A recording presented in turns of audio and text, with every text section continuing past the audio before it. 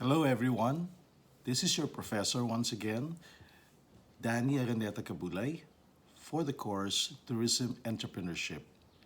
For this edition, we're going to talk about how to form the management team and Plantilla when you're going to start a new business. So make sure that you jot down important notes because this particular lecture is very important, particularly those who are looking for business partners or those who will be financing their businesses. Well, why is forming a management team very important? Of course, in the earlier modules, we talk about what is going to be your product and service concept because it's very important at the very beginning to know what exactly are you going to sell to the public.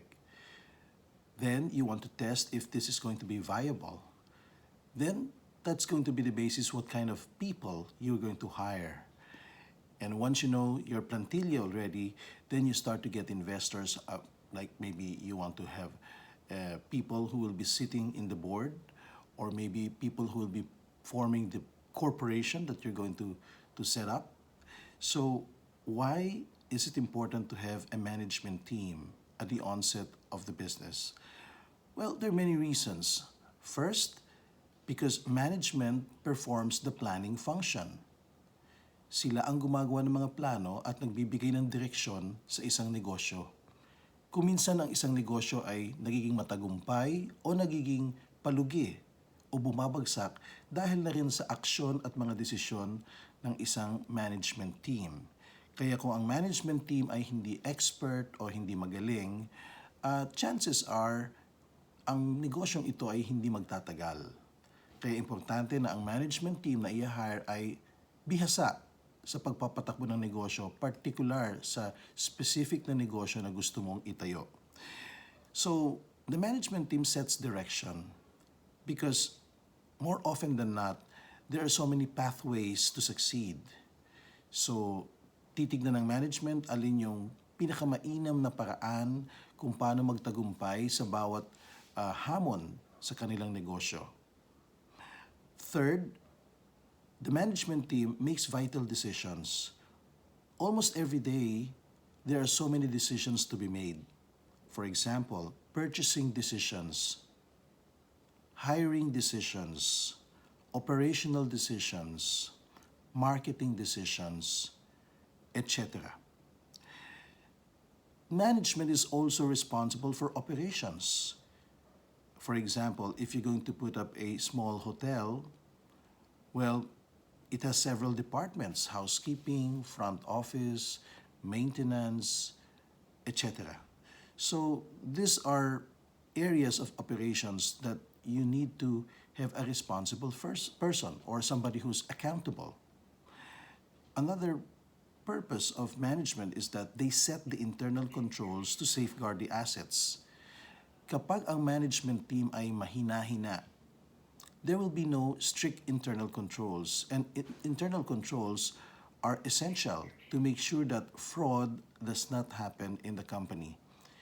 Pag walang internal controls ng isang company, talamak ang magiging nakawan sa kumpanya. Yan ang isa sa mga dahilan kung bakit maraming naluluging mga restaurants, bars, at coffee shops. Because fraud o yung pagnanakaw ng mga empleyado ang number one na reason kung bakit sila bumabagsak.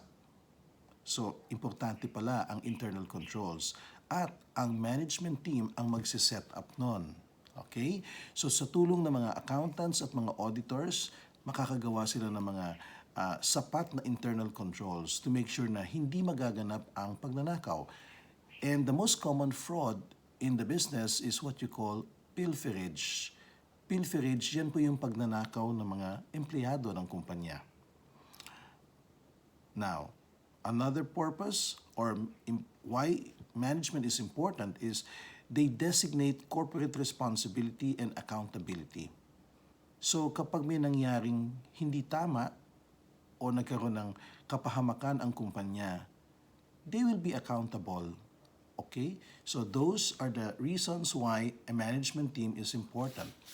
So pag titignan natin ang isang organization, everybody basically is in service, whether you are manufacturing, quasi-manufacturing, or retailing, you always render service. So if you like to put it, there is what you call internal as well as external customers of an organization. So when we talk about external customers, this is what you call the paying customers, yung mga nagbabayad para makabili ng produkto o maka-experience ng service ng isang kumpanya. Yun naman tinatawag natin na internal customers, ito yung mga sinisilbihan natin within the organization. For example, the accounting department, ang kanyang mga internal customers would be the other departments kasi ang accounting department ang nagpa-process ng mga purchase request, ang accounting department ang gumagawa ng payroll ng lahat ng department. So, technically, the accounting department serves other departments. So, customer niya ang ibang departments. Kung hindi sila masaya sa accounting department, maraming complaints. Okay? So, if you look at the slide on the hierarchy in the organization, aka the service pyramid, there are two triangles, the regular triangle in yellow and the inverted triangle in green. So you will notice that the yellow triangle has top management on top. And then you have the middle management comprising of department heads. And you have the frontliners. These are the employees and staff who interact directly with customers. Now, obviously, it is top management who is king in this type of triangle. Sila ang sinisilbihan ng lahat. Now, that is the old paradigm. So when you shift now the paradigm to the modern situation, it is the inverted paradigm that is actually prevalent because customer is king. Customer is the one whom we all serve. Frontliners need to serve the frontliners, the customers well. How can the customers serve the customers well if they lack supplies, they lack raw materials, they lack training, they lack equipment, they lack a good facility or a good policy? So middle management should assist. That is why it's very important that middle managers would ask what do the frontliners need so they can serve their customers better. So they need to coach and train their employees, check their supplies if they're fully stocked, and the equipment if they're functioning well, and the venue or the office or the what you call this, the place where they serve the customers, are they convenient and they have a good ambiance? So lahat ng kailangan ng mga frontliners para masilbihan ng mga customers ng tama, dapat iyan ang inaasikaso ng middle management. So they need to find out the needs of these frontliners so service can be excellent or satisfactory. In the meanwhile, top management, the vice presidents, the directors, and the president should create an organization that is conducive to service. So, needless to say, top management should be willing to roll up their sleeves and serve everyone in the organization. So, ultimately, it is the customer who will benefit. So, very important yan, ha?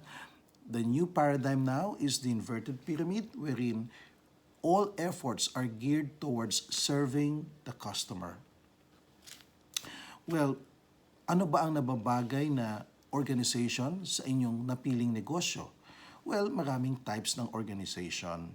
Okay? Tignan natin isa-isa. Meron tayong tinatawag na flat structure, functional structure, team structure, at matrix structure.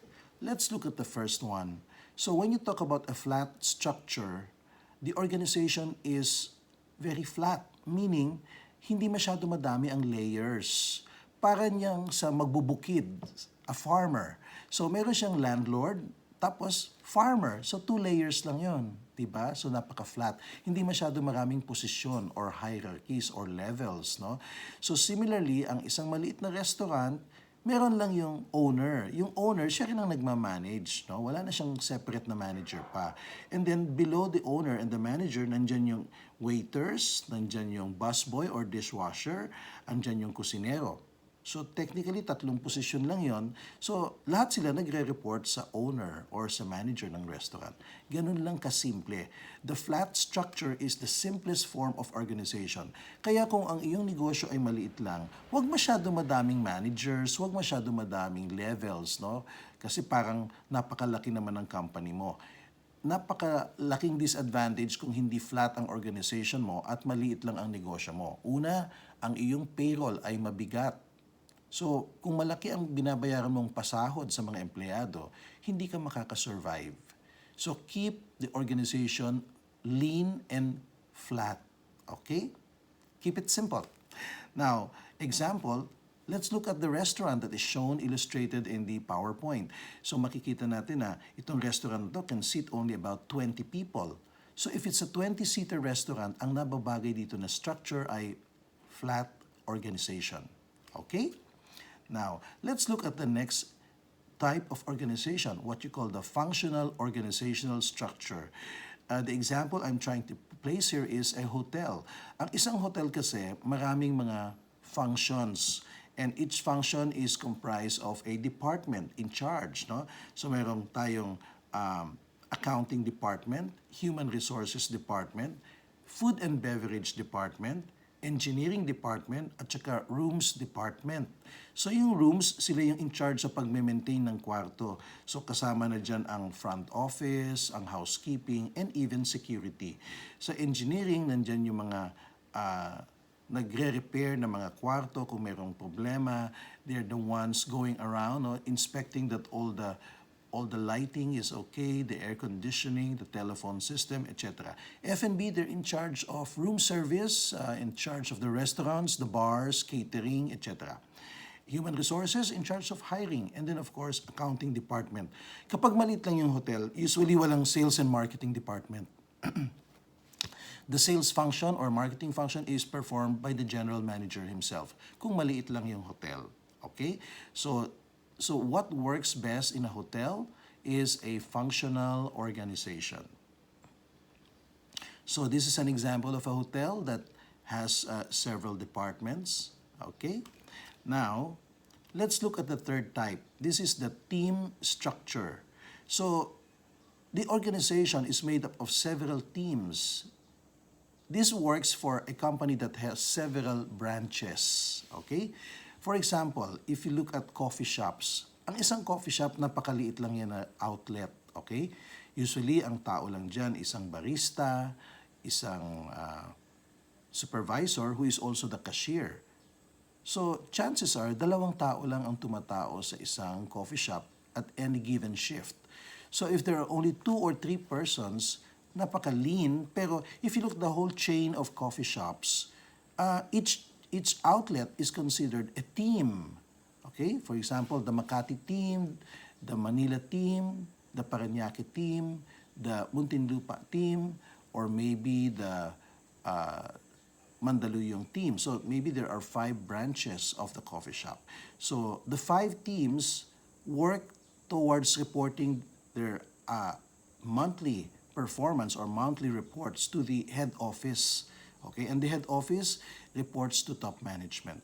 So, head office lang yung nagko-consolidate ng lahat. So, yung accounting department, marketing department, HR department, nasa head office yon. Kasama na rin ang purchasing department. So, basically, yung nasa outlets are mere operations people. Okay? So, this is an example of a team structure. So, bagay ba yan sa inyong operations? Okay? So, the operations of Starbucks is basically a team structure. And then we have what you call the matrix organization. This is probably the most complex of them all. So this works usually for international chains, yung mga malalaking companies talaga, very complex. So for example, in a hotel. Ayan. So every hotel or every hotel within the chain is one structure in itself. Pero pag pinagsama-sama mo lahat sila, it looks like a matrix. So you will notice that there are certain functions that can be centralized. There are certain functions that are decentralized. So I had a chance to work for one of the biggest chains of hotels in the world, Carlson Hospitality Worldwide. Our headquarters is in Minneapolis, Minnesota in the US. And this is where I used to work before when I was very, very young.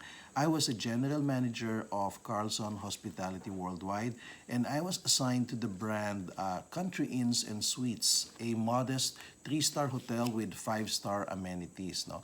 But you see, uh, Carlson Hospitality Worldwide has several brands. No, we have the five-star brand, which is the Regent Hotels. We also have the four-star brand, which is Radisson. Sa Pilipinas, marami ng Radisson. Pero yung Radisson dito, merong four-star, merong five-star. So pag malaking Radisson, it is a five-star hotel. And then of course, Country Inns and Suites, which was the brand that I actually managed. GM po ako, naging former general manager po ako sa US ng brand na yan. So dito ako nag-oopisina, no, sa Carlson Center. So it's a beautiful twin tower. Gold po ang kulay niyan. When you go there, you will see it's gold, no? Napakaganda po ng aming headquarters. So again, what are the considerations when choosing an organizational structure na bagay sa inyong negosyo? Una, titignan mo yung size ng organization. Gaano ba kalaki ang kumpanya na gusto mong itayo? In the beginning, it's always good to start small and modest. And then, what is the nature of your business? Complicated ba yung business na itatayo mo? Masyado bang intricate? Marami bang services na i-offer mo? Ano yung desired quality ng service? Kaya kung magtatayo ka ng isang bed and breakfast, very lean lang yan. Pero kung magtatayo ka ng 3-star hotel, medyo a little bit complicated na yan. Pero kung ang itatayo mo ay 5-star or deluxe hotel, wow, you need a lot of people. And this could entail a functional structure. Okay? Now, viability. You need to consider na at the end of the day, you're a business that needs to earn profit. No? It should be a profitable business. That's what you call the bottom line. Kaya kung masyado malaki ang payroll mo, hindi viable ang business. Okay? So, those are the 4 considerations in choosing the right organizational structure. So, for now, our pop question number 10. What is a sustainable organization for your business? Articulate why did you choose this type of structure? I want you to answer these questions in 2 to 4 sentences only. The deadline for posting your answer is May 20, Friday. Okay? So make sure that you answer them immediately. I'm gonna teach you another goodbye word, and this is in German. For your information, German is one of the foreign languages that I speak. So we say, Auf Wiedersehen. Auf Wiedersehen. That means goodbye. So, parting words, may your week be filled with positive energy. After the crucial elections we had last May 9, there's so much remorse and negativity, just like the very brutal and divisive campaign period. So I hope that let us respect the outcome, provided the outcome is fair and clean. So may your week be filled with positive energy. Auf Wiedersehen. See you in the next lecture.